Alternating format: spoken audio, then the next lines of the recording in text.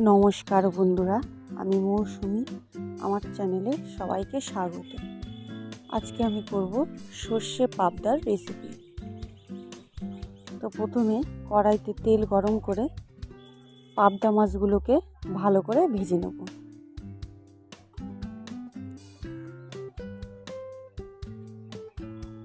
মাছগুলো ভাজা হয়ে গেলে তুলে নেব।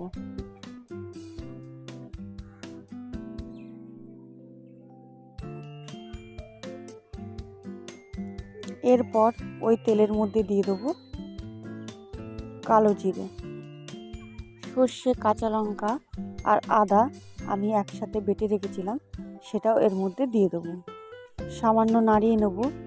এরপর এর মধ্যে দিয়ে দেবো লবণ আর হলুদ, আর দিয়ে দেবো সামান্য জল, যাতে মশলাটা পুড়ে না যায়। এবার মশলাটাকে ভালো করে নাড়িয়ে নেব। এরপর ওর মধ্যে দিয়ে দেবো ভেজে রাখা মাছগুলো, দিয়ে আবারও একটু কিছুক্ষণ নাড়িয়ে নেব। এরপর দিয়ে দেবো পরিমাণ মতো জল। জলটা দিয়ে আবারও কিছুক্ষণ নাড়িয়ে নেব। এরপর ঢাকা দিয়ে দেব। কিছুক্ষণ পর ঢাকা আগলা করে একটুখানি ফুটিয়ে নেব।